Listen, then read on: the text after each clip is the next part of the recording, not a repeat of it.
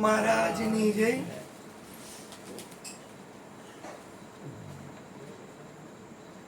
એક જીવતો માણસ અને એક મરી ગયેલો માણસ અથવા તો કોઈ જીવિત વસ્તુ અને મૃત વસ્તુ એ બે વચ્ચેનો તફાવત શું હોય? કોઈને ખબર છે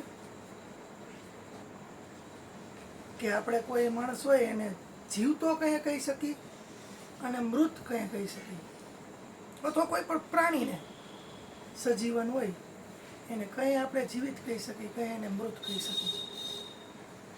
એની અંદરથી એવી તો કઈ વસ્તુ હોય જાય તો એ આપણે એને મૃત કહી દઈએ? બધી વસ્તુ પડી હોય છતાંય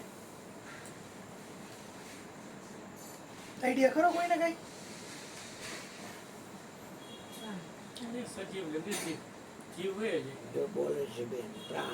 પ્રાણ વયો જાય એટલે તો આજે આપણે સત્સંગ એનો કરશું. પ્રાણને આપણે કઈ ચેતના. કોઈ પણ માણસ જીવતો હોય ને અથવા કોઈ પણ પ્રાણી જીવતું હોય, કોઈ પણ પક્ષી, એની અંદર એવી તો એક શક્તિ હોય જેને આપણે ચેતના કહી શકીએ. એ જ્યાં લગીને એની અંદર હોય ને ત્યાં લગીને જીવિત રૂપમાં હોય. એટલે કે અત્યારે હું નામ લઉં કે ભાઈ ગોરધનભાઈ, તો ગોરધનભાઈ જવાબ આપે, એ સામો જવાબ મળે ને એ ચેતના એની અંદર હોય ને તો જ મળે. તો આ ચેતના રહી ને એ નીકળી જાય એટલે શરીર રહ્યું ને એ ખોખું થઈ જાય, પછી કોઈ કાર્ય ના કરે.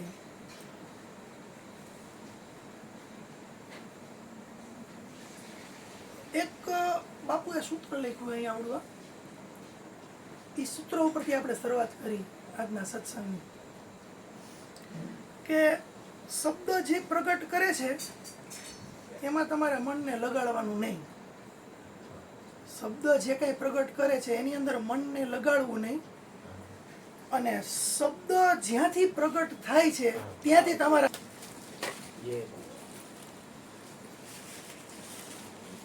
બાપુએ સૂત્ર લખ્યું છે અહીંયા બોર્ડ ઉપર. ઈ સૂત્ર આમ જોઈ ને તો ઋષિ મુનિઓ હોય ને, મોટા મોટા ઋષિ મુનિઓ, એની આખા જીવનકાળનો સાર એવું આ સૂત્ર છે. કોઈ મોટા યોગી હોય, કોઈ મોટા જ્ઞાની હોય, કોઈ મહાન પુરુષ હોય, કોઈ પણ આધ્યાત્મને જાણકારી મેળવનાર કોઈ પણ વ્યક્તિ હોય ને એની ખોજ રે ને આ હોય. આ સૂત્ર લખ્યું છે ને ઈ શબ્દ જે પ્રગટ કરે છે એમાં મનને લગાડવું નહીં, અને શબ્દ જ્યાંથી પ્રગટ થાય છે ને એમાંથી મનને હટાવવું નહીં. તો શબ્દ પ્રગટ ક્યાંથી થાય છે? તો વૈજ્ઞાનિક રીતે તમે જુઓ ને તો કે શબ્દ રહ્યા ને એ તો આપણી સ્વર પેટીમાંથી પ્રગટ થઈ જાય, બોલો એટલે. પણ એ સ્વર પેટીની અંદર એ શબ્દને બનાવવા માટે પ્રેરણા કોણ આપે છે? તો વૈજ્ઞાનિકો કે મગજ આપે છે. સંતો મહાપુરુષો રહ્યા ને એનાથી આગળ વૈજ્ઞાનિકોને પછી પૂછો ને કે મગજ ક્યાંથી આપે, તો કે એ તમારો ભૂતકાળની અંદર જે કાંઈ તમારી અંદર મેમરી સ્ટોર થયેલી હોય ને એમાંથી શબ્દ પ્રગટ થાય. પણ સંતો મહાપુરુષો એનાથી આગળ છે, અને એ લોકો એમ કહે છે કે એક ચેતના, એ ચેતના રહી ને જી એ તમારી અંદર બધી વસ્તુ રહીને એને પ્રગટ કરે છે. તો જીવિત માણસ હોય ને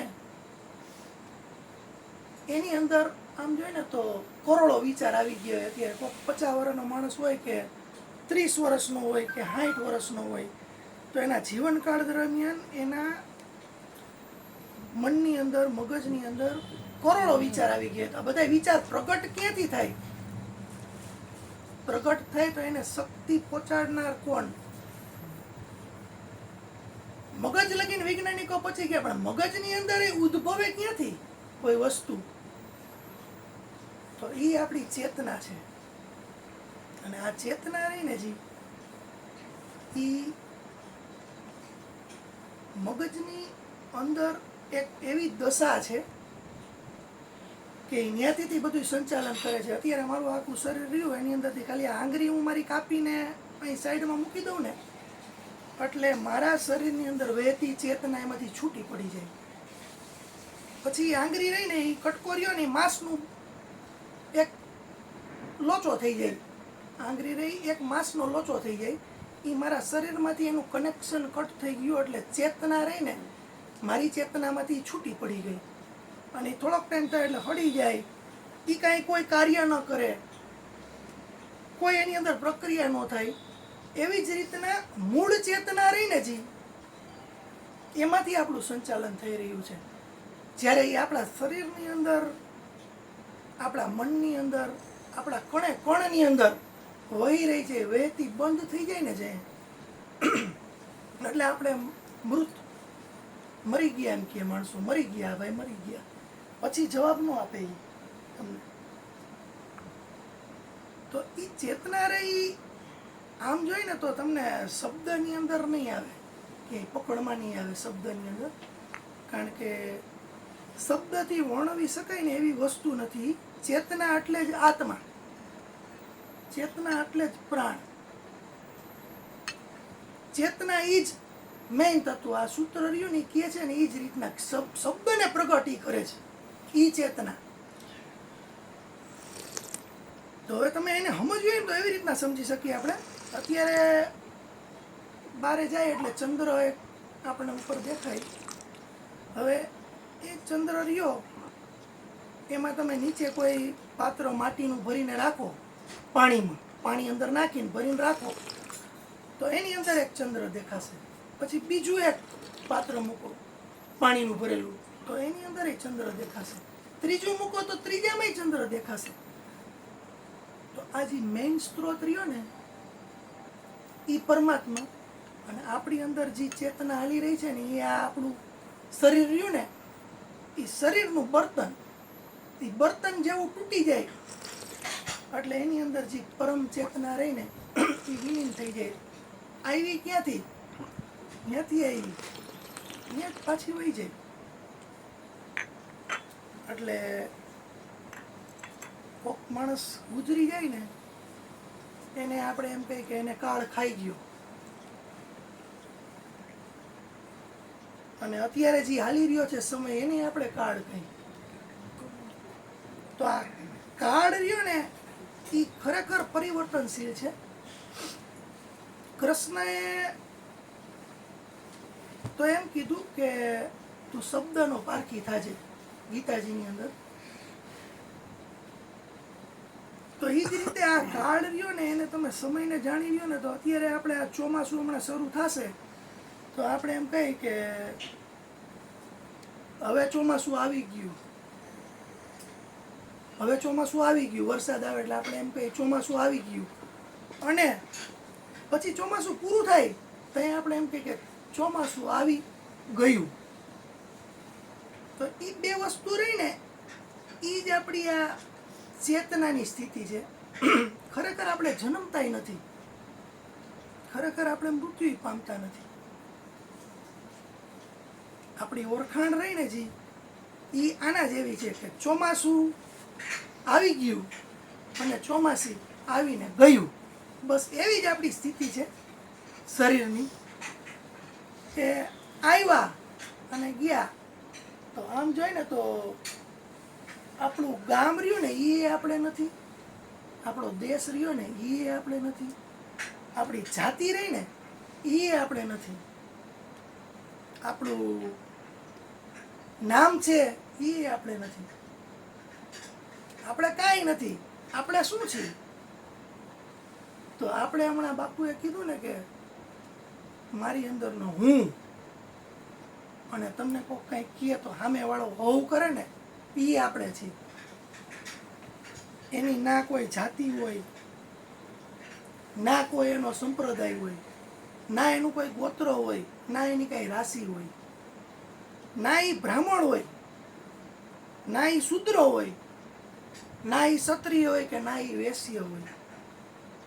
એ તો હિન્દુય નો હોય, મુસ્લિમય નો હોય, ઈસાઈ નો હોય, શીખય નો હોય, જૈનય નો હોય અને બૌદ્ધય નો હોય.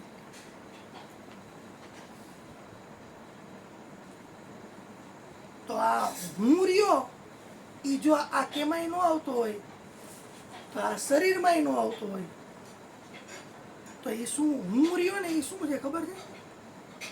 જે લોકોએ ઉપદેશ લઈ લીધો ને એને સમજાઈ ગયું કે હું એટલે એક બુંદ અને પરમાત્મા એ એક સાગર.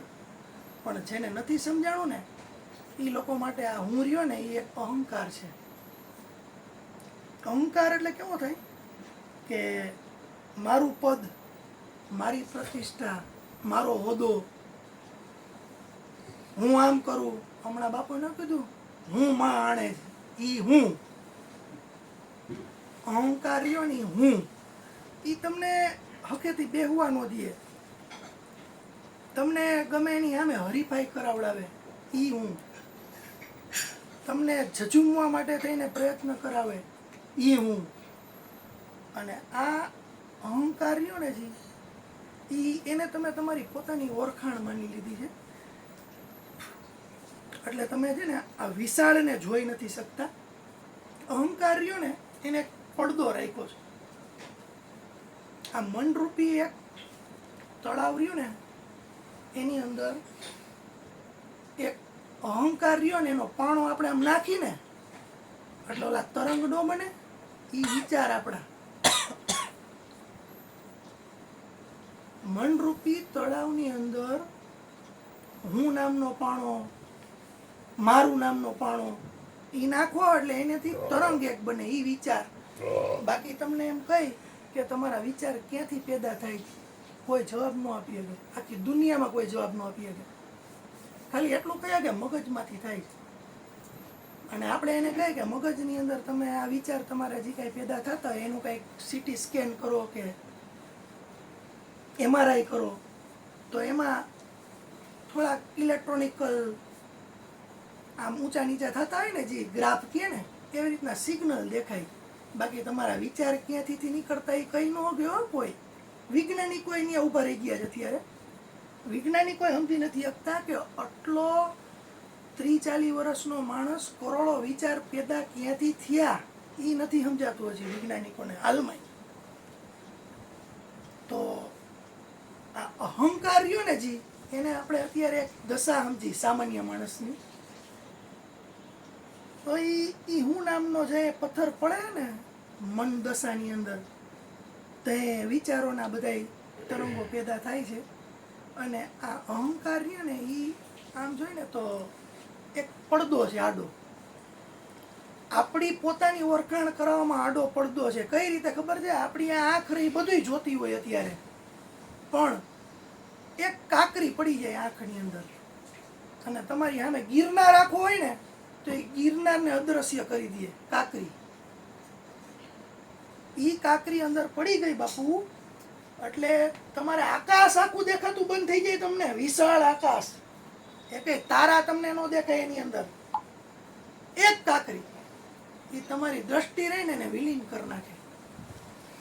તો અહંકાર રહ્યો ને જી ઈ જે તમારી મનોદશાની અંદર પેદા થયેલો છે ને એટલે તમને જે આ પડદો બેનો રહ્યો ને ઈ વચ્ચે છે અને વિશાળ જે અસ્તિત્વ રહ્યું ને સામે પરમાત્મા એ દેખાતો નથી.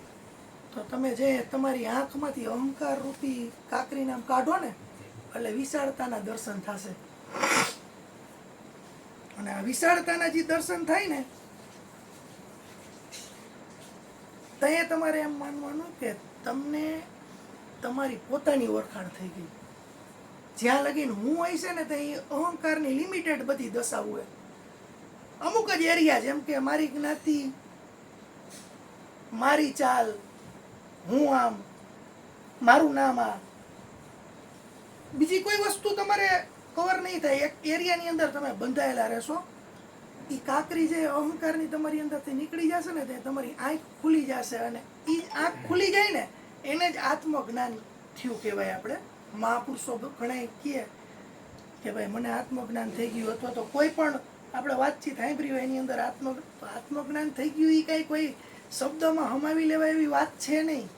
કારણ કે શબ્દની અંદર તમે એક ચેતન શબ્દ રહ્યો ને એનો અર્થ નહીં કાઢી શકો. આત્માનો તો અર્થ કઈ રીતે કાઢીએ?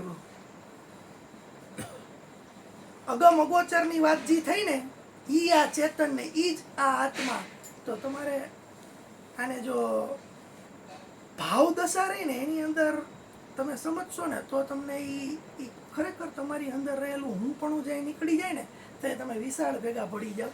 અને વિશાળ ભેગા તમે જે ભળી જાઓ ને તો એ પછી તમારો હું ન રહીએ તો બધે તમે રહ્યો. જેમ એક બૂંદ હોય એને સાગરને જાણવો હોય તો ઈ શું કરે? પોતે વિલીન થઈ જાય. વિલીન એટલે કે તમારે જે પરમ તત્વને પામવું હોય ને તો તમારે તમારી હસ્તીને મિટાવવી પડશે.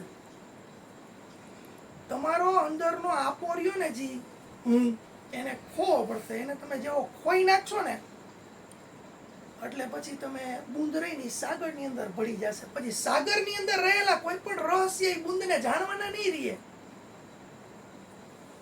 એટલે કૃષ્ણ એમ કહે છે કે જેને પોતાને જાણી લીધો ને એને બધું જાણી લીધું. અને બાપુએ એમ કીધું કે શબ્દ જ્યાંથી પ્રગટ થાય છે ને એમાંથી મન હટાવવું નહીં. આ બે વસ્તુ એક જ છે. મેઇન બિંદુ ઉપર પકડવાની વાત છે. બાકી તો વાત બધી થાય પણ વાતની અંદર કોઈ વસ્તુ સમજાવી ન શકાય. અત્યારે તમે મોહમ્મદની વાત એક લ્યો ને તો એ પેગમ્બર હતા. એના 100 નામ બહાર પાડ્યા હતા અને છેલ્લું નામ રહ્યું ને એ ખાલી જગ્યા હતી. બધાય નામ બોલે, કઈક મુદ્દો તો દેવો પડે ને. બધાય નામ બોલે પણ છેલ્લી ખાલી જગ્યા રાખી હતી. એ શું કરવા રાખી હતી કે ભાઈ અગમ અગોચર એટલે નો વિચારી શકાય એવું, નો આપણી આ ચામડાની આંખેથી જોઈ શકાય એવું, કે નો સમજી શકાય એવું. તો એવી વસ્તુ રહીને વર્ણવી તો શું કરું? તો કે ખાલી જગ્યા રાખી દઉં. આ વસ્તુ આમ તમે સામાન્ય રીતે સમજો ને તો કોઈક વાર ટ્રાફિક સિગ્નલ ઉપર તમે ઊભા હોય ને તો એક વાહન જતું હોય, પછી બીજું વાહન આવે, પછી ત્રીજું વાહન આવે, પછી વચમાં એક ખાલી જગ્યા આવે. બસ એ ખાલી જગ્યા રહી ને એમાં ડૂબકી મારવાની વાત છે. તમે ખાલી જગ્યામાંથી પસાર થશો ને તો તમે રસ્તાના આ પારથી ઓલી પાર વયા જશો. પણ આ જે વચ્ચેના સ્પેસની અંદર જો તમે જાશો ને, શબ્દ જે કોઈ પણ પૂર્ણ વિરામ આવી જાય ને પછી બીજી કડી ચાલુ થાય ને એ બે વચ્ચેનો જે સ્પેસ છે ને એ આ છે અને એ પરમ તત્વનો સ્પેસ છે. અને એ જગ્યાએ તમારે પહોંચવું હોય ને એટલે તમારે આપો ખોઈ નાખો ને એટલે એ થઈ જાય. હવે શબ્દથી સમજાય એમ નથી તો શબ્દની રહીને એ એક બાપુની વાત છે ને એ બહુ સમજાઈ જાય એવી છે કે એક શબ્દ હે દો કાન, એક શબ્દ હે દો કાન, એક નજર દो आंख. एक शब्द दो कान एक नजर दो आंख, वैसे गुरु गोविंद दोनों एक है, झांक सके तो झांक. वैसे गुरु गोविंद दोनों एक है. એટલે ગુરુ ગોવિંદ દોનો એક હે એને વાત કરી એટલે આ વાત કરી. ઈ બૂંદ રહી ને ઈ સમુદ્રમાં પડી ગયેલી છે અને ઈ પરમાત્માની ઝાંકીની વાત છે. આ ગુરુ ગોવિંદ દોનો એક હે. ગુરુએ પોતાનો અહંકાર ઓગાળી નાખ્યો, પરમાત્મામાં વિલીન કરી નાખ્યો છે એમ કહેવા માંગે છે. આમ બે માણાને જોઈન્ટ કરી દીધા એવું નથી એક ડીબાની અંદર કે આની ઉપમા આની ઉપમા કહી દીધી એવી વાત નથી. એને પોતાનો આપો ખોઈ નાખ્યો, એને પોતાનું હું પણ કાઢી નાખ્યું એટલે પછી એ સમુદ્રની અંદર ભળી ગયા. અને પછી એ અત્યારે તમારી સામે એક બૂંદ રૂપે છે પણ એ સમુદ્રની બૂંદ છે. એટલે સમુદ્રના બધાય ગુણ એની અંદર હોય ગુરુની અંદર એમ કહેવા માંગે છે. वैसे झांक सके तो झांक, गुरु गोविंद दोनों एक है. પછી કહે છે શબ્દ આર હે, શબ્દ આર હે, શબ્દ પાર. કોકને તમે બે ગાર દિયો ને તો તમને મારવા દોડે માણસ, અને બે વખાણ કરો તો ચા પાણી પાઈને તમારી આગતા સ્વાગતા કરે ને બહુ હટવા જમાડી કરા. એટલે જે તમે વાતચીત કોકની ભેગી કરશો ને તો સામેવાળા વ્યક્તિને તમારી ભાવદશા ગમી જશે ને તો એ તમારો ભાઈબંધ દોસ્તાર બની જશે. આવી જ રીતના બધા એકબીજાના મિત્રો બન્યા હોય શબ્દથી. તમારા આ દુનિયાના કોઈ પણ વ્યવહાર રહ્યાની શબ્દથી જ હાલે છે. અને આ પરમાત્મા અને આત્માની વાત રહી ને શબ્દથી પરની વાત છે. તો કે શબ્દ આર હે એટલે શબ્દ બધું કરાવી શકે અને શબ્દ પાર. પાછો શબ્દ રહ્યો ને એની અંદર વસ્તુ નથી, બાપુ કે એવી રીતના શબ્દ પાછો પાર છે. શબ્દ તમને એમ કહે અત્યારે કે ભાઈ અહીંયા એક દીવો દોરી નાખું, આપણે માર્કર પેન લઈને દીવો એક દોરી નાખવું એમ. જય ગુરુ મહારાજ. પછી ઈ દીવો રહ્યો ને ઈ દોરી નાખું, પછી હું તમને પૂછીશ કે આ દીવો છે, તો તમે કહેશો હા દીવો છે.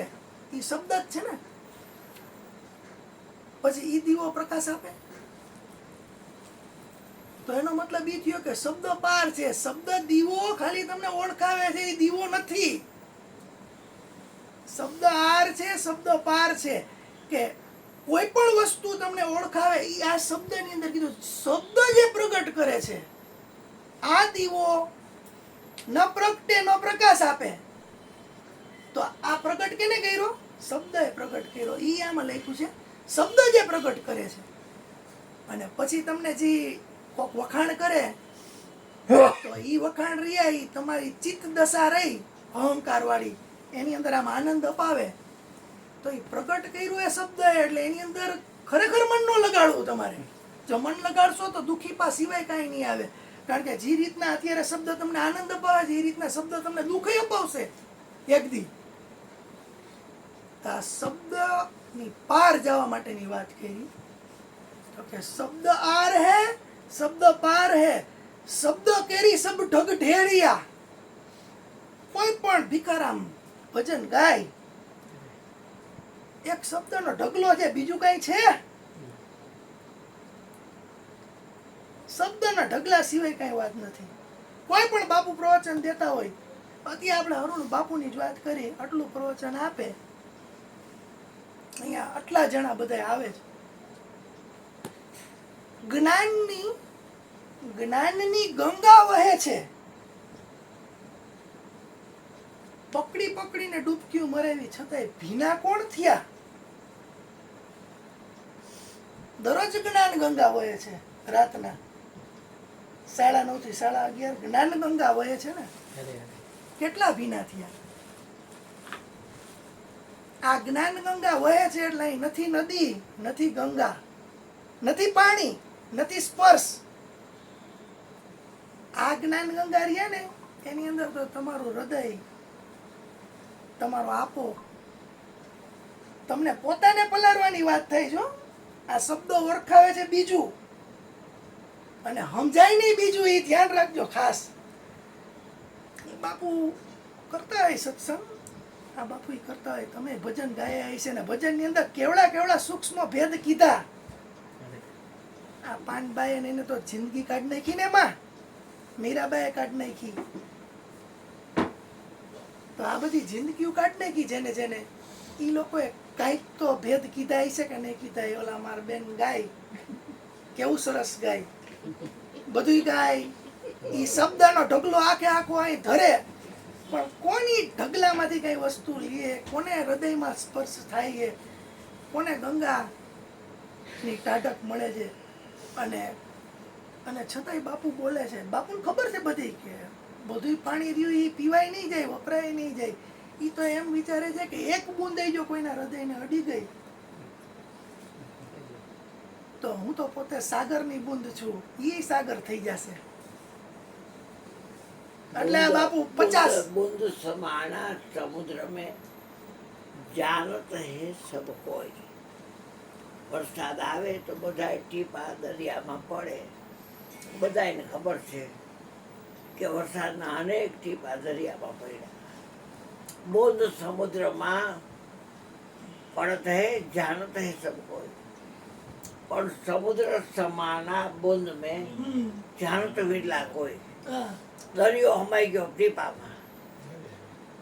પછી કે છીપ સમુદ્રમાં બસત હે સમુદ્ર સે ક્યાં લેત.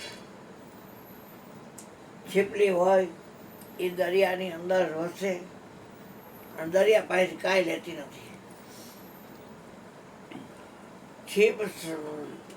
छिप समाना समुद्र में जानते हैं समुद्र छिप समाना समुद्र में समुद्र से क्या लेत. પણ બોધ ઝીલે સ્વાંતરા સ્વાતિ નક્ષત્રનું બોધ ઝીલે એ છીપલી તો કે શોભા સમુદ્ર કો દેત. એમનું કે છીપલીનું મોતી એમ કે દરિયાનું મોતી મરજી વાય છે લે છે.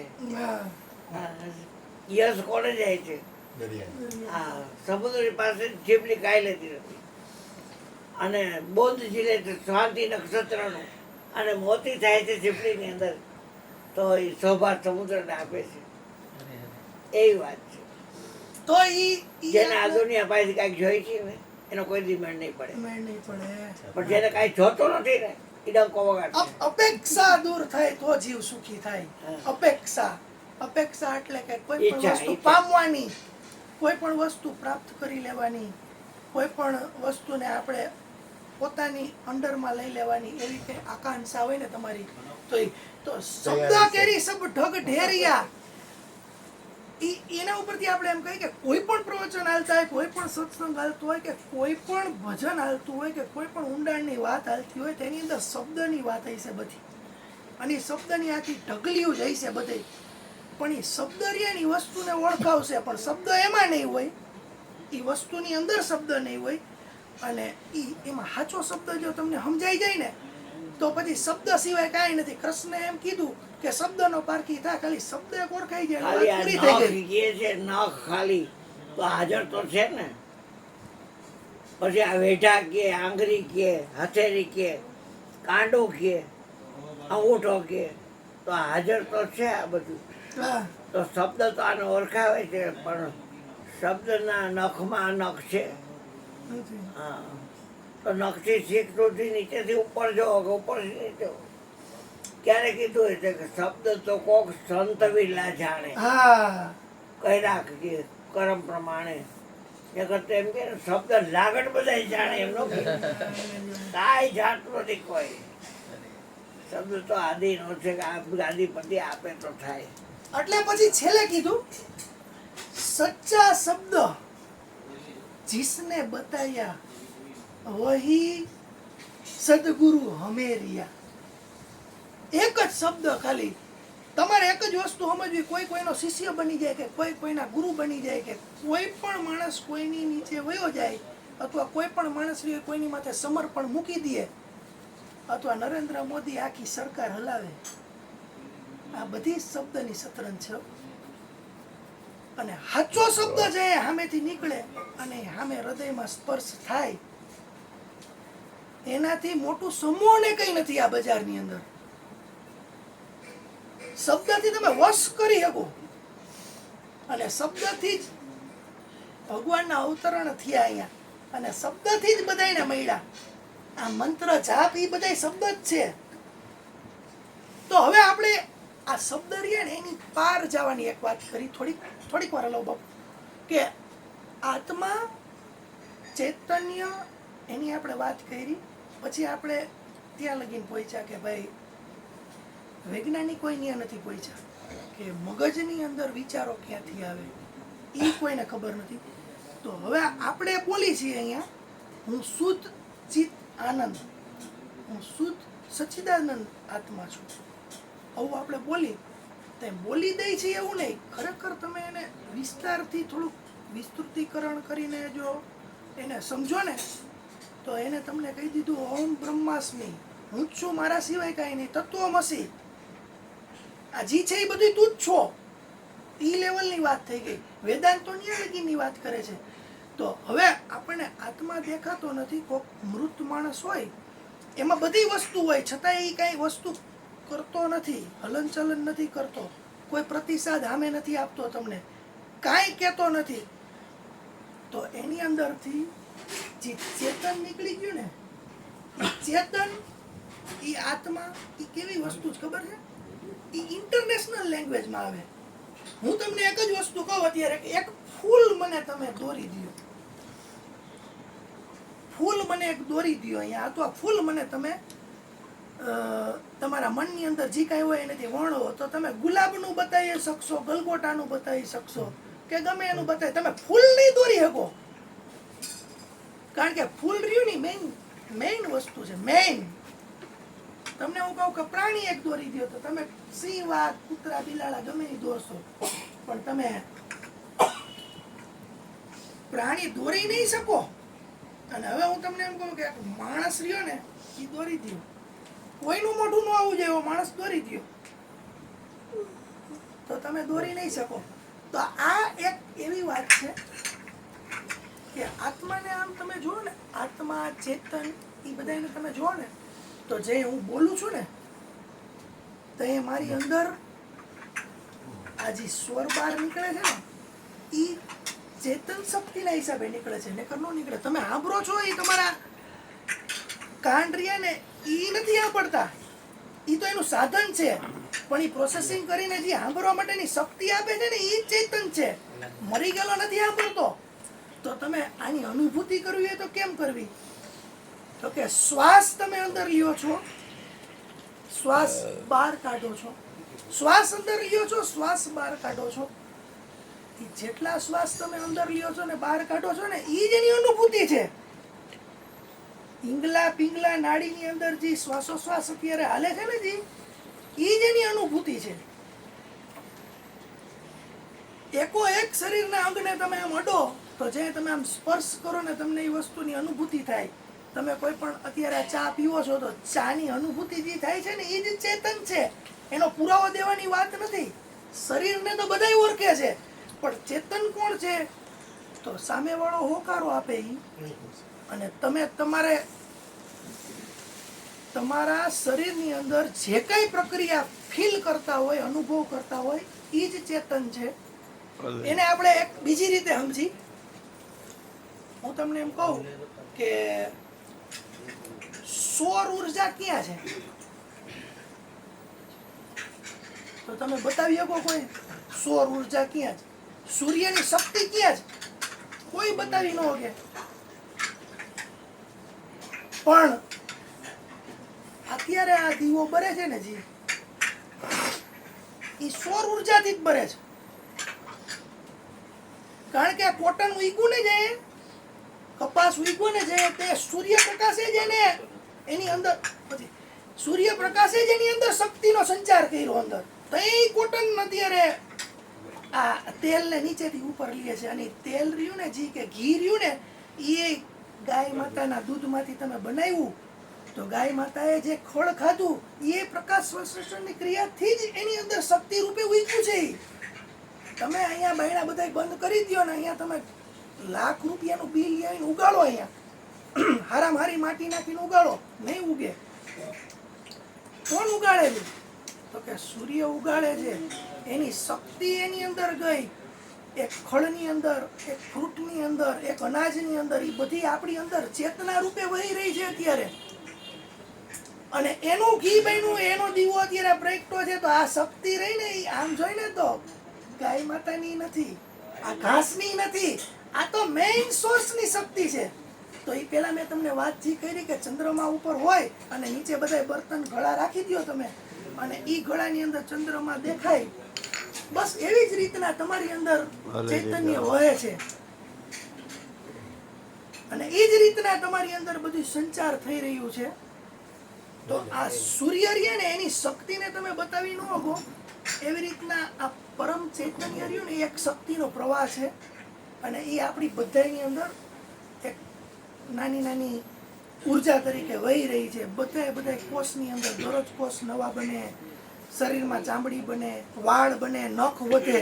આ બધી ઉર્જા પાછળ મેઇન ચેતન છે. અને એ ચેતન રહ્યું ને, એ જ આત્મા. ઘણા કે આત્મા જોઈ ન શકાય, તો આત્મા રહ્યા, આત્મા આપણે કોઈને વાત કરી તો એ કાંઈ કોઈ પાણો થોડો ને, પાણો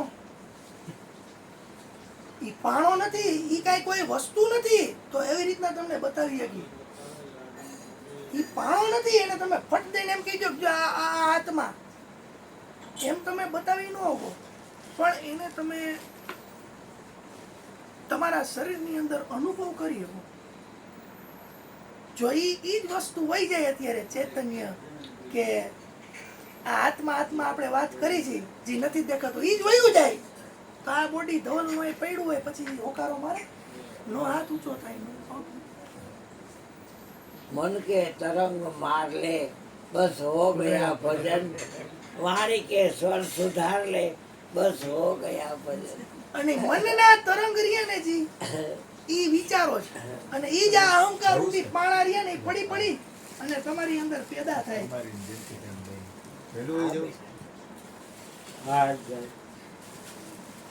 તો આપણો આજનો મૂળ હેતુ એ હતો પ્રસાદ લઈને જાજો. કે આ યોગા, ખરેખર તમને ઓળખી લ્યો, આ યોગા. તમે તમારા ચૈતન્યનું દર્શન કરી લ્યો.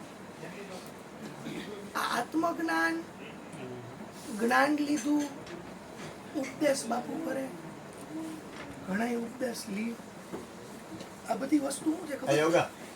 જી જાય ને જમાડી દીધું પ્રસાદ લેવા.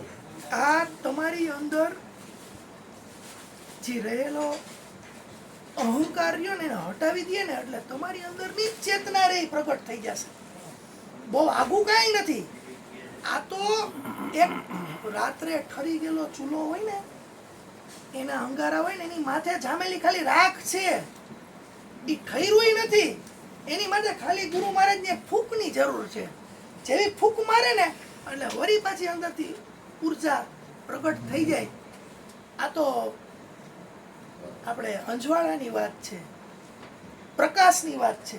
એ પ્રકાશ ઈ જ પરમાત્મા, ઈ જ આત્મા. અને એનો અનુભવ રહ્યો ને આપણે પોતે જ કરી શકીએ અત્યારે જે રીતના કરી છે ને એ જ રીતે. પણ તમે જો ઉપદેશ લઈ લ્યો અથવા તો સમજી જાઓ, સમજણના ઘરમાં પ્રવેશ થઈ જાય પછી તમારી અંદર એક મનોભાવ એવો થઈ જાય. ચામડાની આંખ રહી એને જોઈ નહીં શકે પણ અંદરની સ્થિતિ એક એવી બની જશે કે એ અંદરની ચક્ષુ જોઈ શકશે. તમારે આંખ બંધ કરીને અંદર જે વિચારની અંદર કોઈ દ્રશ્ય બની જાય છે ને એ લેવલે જે તમે પરમાત્માને જોવા મળશો ને પછી કાંઈ જાણવાનું રહેશે નહીં, પછી તમારે ક્યાંય જવાનું રહેશે નહીં. એટલા માટે થઈને 68 તીરથ ગુરુજીના ચરણે કીધા છે કે 68 તીરથ તમે કરી આવો જઈને કે ગુરુજીના ચરણોની અંદર ખાલી એક મસ્તકને ટેકવી દો તમે એટલે બધું એની અંદર આવી ગયું. બાકી તો બધાય જાય છે ગંગાની અંદર પાપ ધોવા માટે થઈને નાઈને પોતાના પાપ દઈ અને તૃપ્ત થઈ જાય એકદમ શુદ્ધ. શુદ્ધ સચ્ચિદાનંદ શબ્દ જે વપરાય ને એવી રીતના શુદ્ધ થવાની પ્રક્રિયા કરે બધાય અને પાછા એ નાઈ લે ત્યાં પાપ ધોઈ નાખે શુદ્ધ થઈ જાય. પછી ત્યાં ઘણા બધા નાયા હોય એવું જ પાણી પાછું બોટલમાં ભરીને ઘરે લઈ આવે. એવું જ પાણી હોય ને એ બોટલમાં ભરીને ઘરે લઈ આવે અને કોઈ ઘરના મૃત વ્યક્તિ કે કોઈ છેલ્લા શ્વાસ ગણતા હોય ને તો એને એ જ ગંગાનું પાણી પીવડાવે. આ કેવડી મોટી બુદ્ધિમત્તા છે આપણી, વિચારવા જેવી. એક તો આપણે કા ગંગાને બનાવી છીએ કા આપણે પોતાને બનાવી છીએ. એમ પાપ ધોઈએ ને પાપ સમજણના ઘરમાં વહી જાવ ને શું પાપ અને શું પુણ્ય એ તમને આપોઆપ ખબર પડી જાય. પછી એના કઈ સિદ્ધાંત ન હોય કે આ પાપ છે આ પુણ્ય છે આ આમ છે. એટલે જે કે તમે જાગી જાઓ, તમે જાણી લ્યો, એવા બધા શબ્દો બોલશે બાપુ કે જાગી જાઓ જાણી લ્યો. તો જણાઈ જાય ને એકવાર પછી કાંઈ જાણવાનું રહેતું નથી. તો આજે એ રીતના આપણે એક નાનકડા સંવાદથી આ ચેતના ચૈતન્ય આત્મા ખરેખર તો એ ક્યાંય ઓલામાં આવે નહીં, શબ્દોમાં આવી શકે એવી વસ્તુ નથી અને દેખાડી શકે એવી વસ્તુ નથી. પણ તમે ફીલ કરી શકશો તમારી અંદરથી જે ચૈતન્ય વયું જશે ને જે આત્મા વયો જશે ને તે તમારે આ ડેડ બોડી રહી જશે. ઘરની અંદરથી પાંજરાની અંદરથી પંખીડું ઉડી જાય ભાઈ પાંજરું રહી જાય ને બસ આ શરીર પાંજરા રૂપી રહી જશે અને ચેતના રહીને જી ઈ પંખીડું બનીને ઉડી જશે. એટલે આ ભેદ હતો. આ ભેદ જો જણાઈ જાય ને તો પછી મરવાનું નથી થતું અને જન્મવાનું નથી થતું. કારણ કે આપણે સમયની કાળ કઈ છે અને કાળ ખાઈ ગયો એમે કઈ છે, મરી ગયો હોય માણા એને કાળ ખાઈ ગયો એમે કઈ છે, અને સમયની કાળ કઈ છે. તો ઓલો જે રીતના આપણે કીધું ને કે ચોમાસું આવી ગયું પછી આપણે એમ કીધું ચોમાસું આવી અને ગયું, એવી જ રીતના શરીર ધારણ થયું અને શરીર ધારણ થઈને પાછું વયું ગયું. તો આપણે નો જૈનમાં એનો આપણે મળ્યા ઈ ચેતના, ઈ જ પરમ તત્વ, ઈ જ પરમાત્મા. અને આખે આખા તમને મળ્યા જેવા છે એવા. અંશની વાત નથી કરવી આપણે. ચંદ્ર જે રીતના ઉપર પૂનમ હોય ને તો બર્તનની અંદર પૂનમ છે, પૂનમ રહેશે અને પૂનમ દેખાશે. બીજ હોય ને તો અહીંયા બર્તનમાં બીજ દેખાશે. એટલે બધાને સમભાવે રહેશે. બોલો સદગુરુ મહારાજની જય. એક હરિભાઈ